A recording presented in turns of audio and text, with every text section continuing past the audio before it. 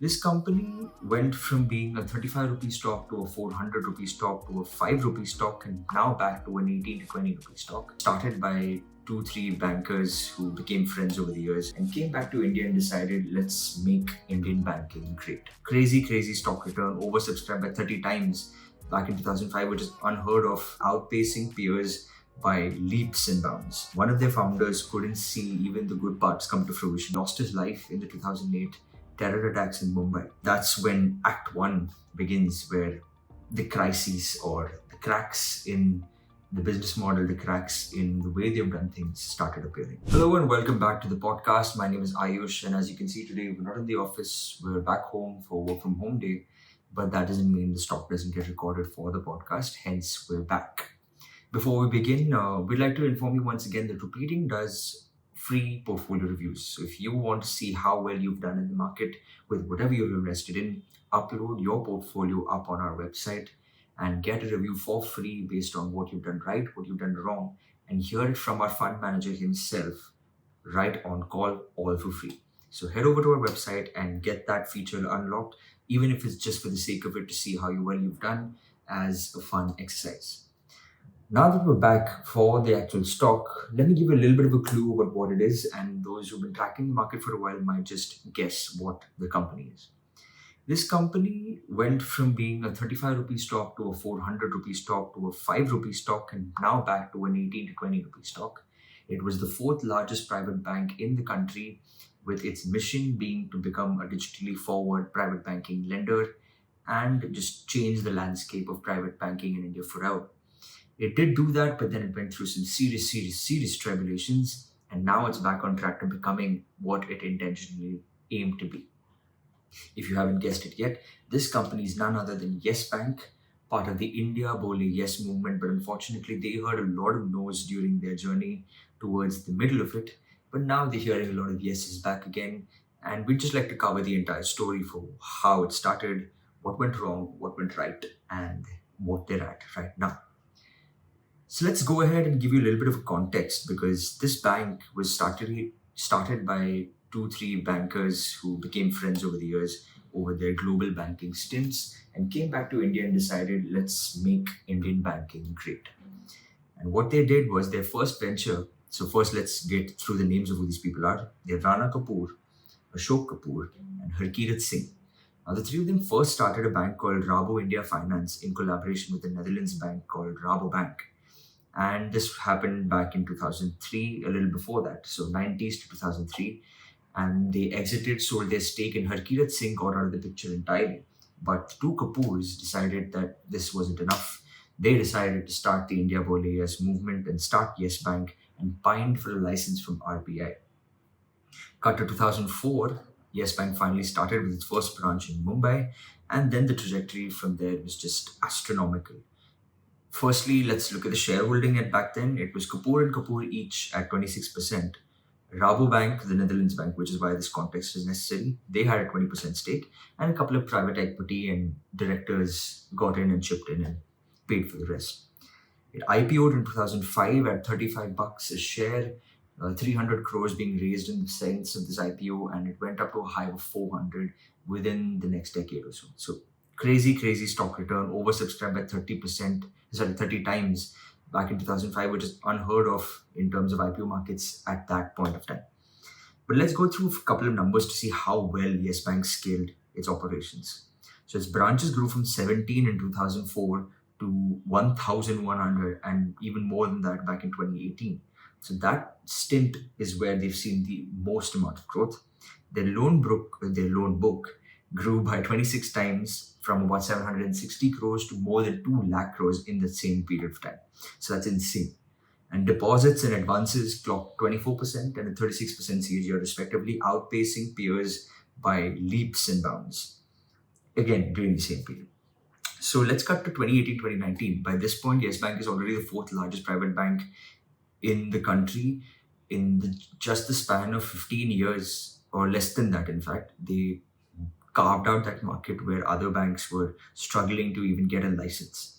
So all of this was going really well. It became a 1 lakh crore market cap company in 2018. And everything went well, but I think that's when the turning point started for the company. But unfortunately, in the middle of this entire journey, one of their founders couldn't see even the good parts come to fruition because Ashok Kapoor, the other co-founder, unfortunately lost his life in the 2008 terror attacks in Mumbai.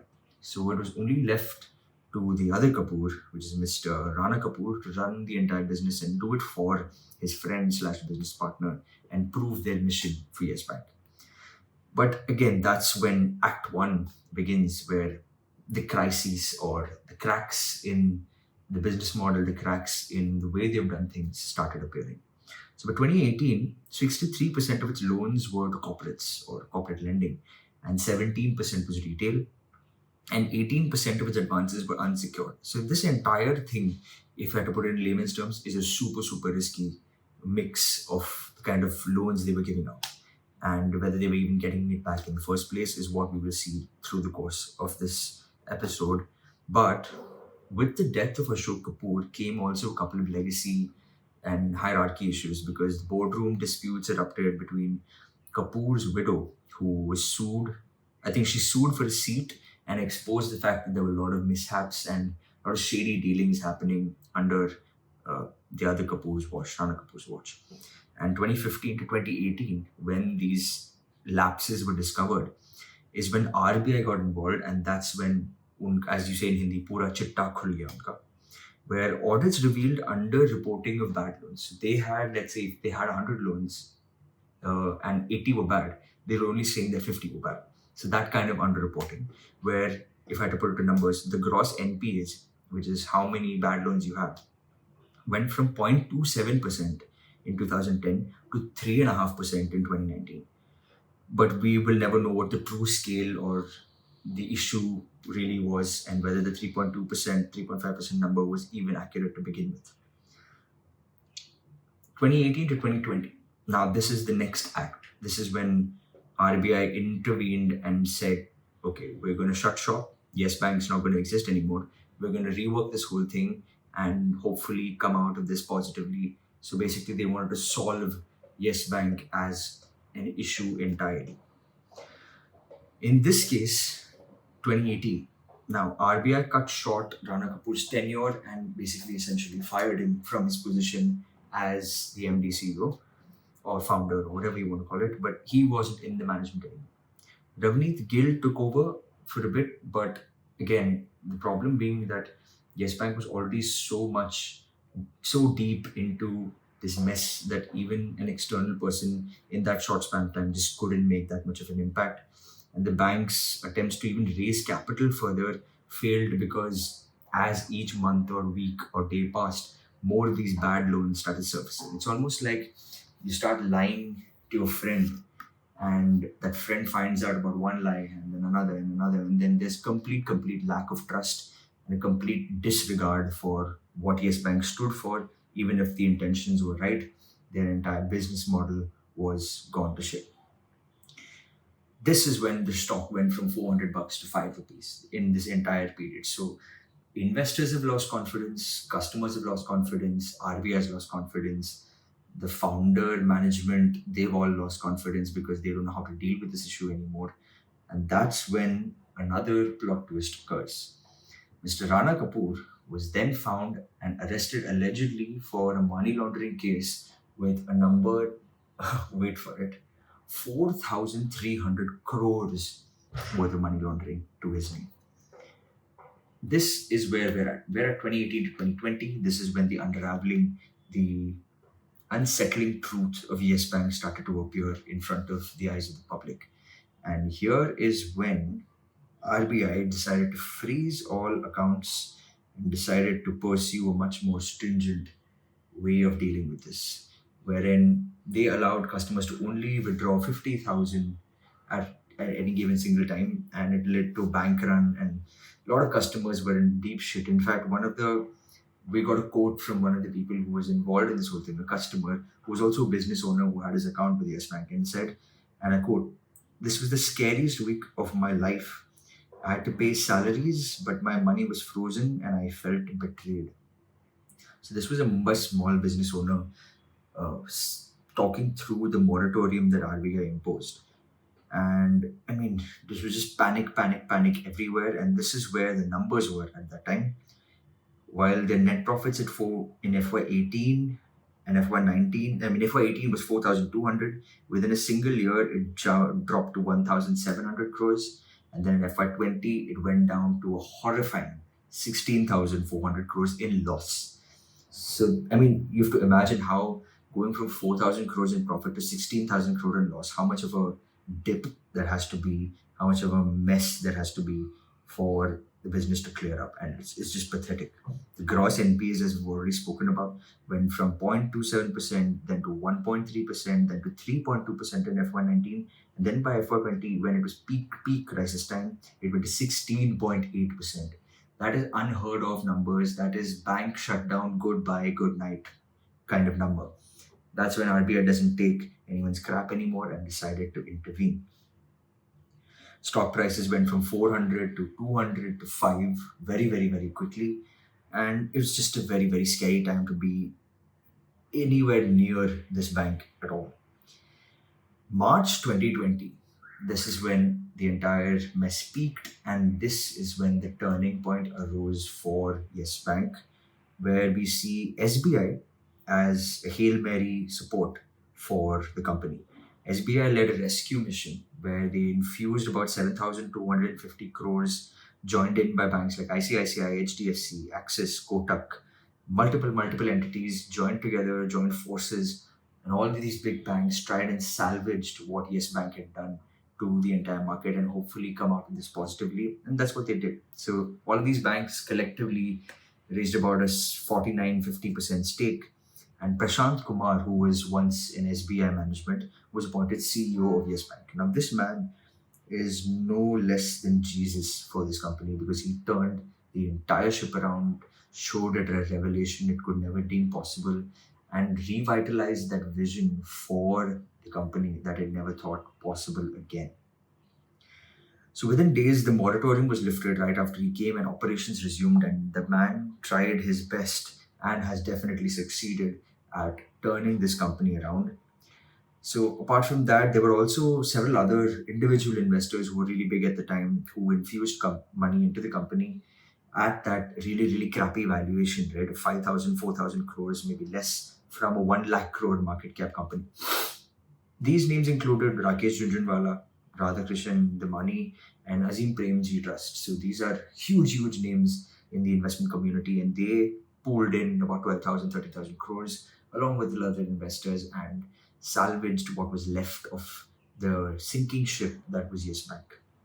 But 2020 to 2025 is when the real turnaround began. So after the crisis, Prashant Kumar and his team put together a very swift and disciplined and very aggressive turnaround strategy where they looked for bad loans, they accounted for the bad loans, they raised fresh capital, they pivoted away from the whole risky corporate lending business, went towards retail, focused on digital. I mean, all of this was happening simultaneously. The strategy was very aggressive, it was very pinpointed, it was very focused, and it led to exactly what you would expect from a good movie, good book, a very, very happy ending.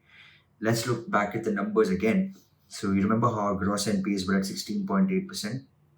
Now it's up to 2%. So that kind of drop where it's come to its best ever numbers in the last 10 years is incredible considering all of the nonsense that went through with Yes Bank. Net profit has now reached 2,400 crores from that 16,400 crore loss, which is insane. Even just this year of FY25, they've had like a doubling of net profits. Liquidity coverage ratio, which is just how much liquidity there is available to service short-term or long-term obligations in case of the need. So it was at 37% in 2020, which is perilous, almost life-threatening for a bank. And now it's at 118% as of December 2023, and it's climbed even more over the years. The CASA ratio, which is the current account saving account ratio, climbed to 30% and is still trailing behind the top peers, but you never know when those numbers can go up any moment. The cost to income ratio is now sequentially reducing and is now at 67.3%, which is again a great metric. It's how much money they're shelling out to versus how much money they're getting. So yeah, stocks up from 5 rupees to 20 rupees, and now Prashant Kumar in a Forbes interview once mentioned that we had to rebuild the trust brick by brick. The first step was ensuring depositors slept peacefully at night. That's when you know a good CEO is at the helm, and that's when you know things are going really well for a company that was doing horribly a couple of years ago. But now, the reason doing this whole thing is a huge news broke out recently. Sumitomo Mitsui Banking Corporation, which we've already released a short for, so hopefully check that out as well, which is Japan's second largest bank, signed a deal to acquire 20% of Yes Bank's stake at 13,400 crores. So it's like a $1.6 billion, paying 21.5 rupees per share, which is a little bit of a premium since it's already trading at 18, 19, 20 bucks. And the breakdown is that SBI will be selling 13% of its stake, and other banks, which is the HDFC, ICICI, Kotak, and all of that, they will be sending another 7%. So 20% to SMBC, and for 13,483 crores to be exact, this company could just pivot Yes Bank to a whole new level in terms of scale, because with its global trajectory, expanse, Yes Bank could get that little push it needed to realize and actualize its real potential and go ahead on that motion and notion of India Bole. Yes. From the brink of collapse, this company has somehow pivoted and defied all odds and become the kind of entity that Ashok Kapoor would have wished for it to become with his dying breath. And while Rana Kapoor may not be able to enjoy the fruits of his initial labor, Yes Bank is definitely poised to see a new chapter in Indian private banking, and hopefully will renew itself, redeem itself, and build everything back up and expand even more. And if this is a stock that's interesting to you, then go check out our blog, which is in the description as well, on the same topic with all of these numbers and all of these little tidbits around for you to read. That's all for today. As we already mentioned, to get our free portfolio review done. And who knows, we could be more than just me listening and me talking and you listening. We could be working together and building money for everyone around us. Thank you once again. Stay tuned for the next episode. And until then, take care, good night, and thank you so much.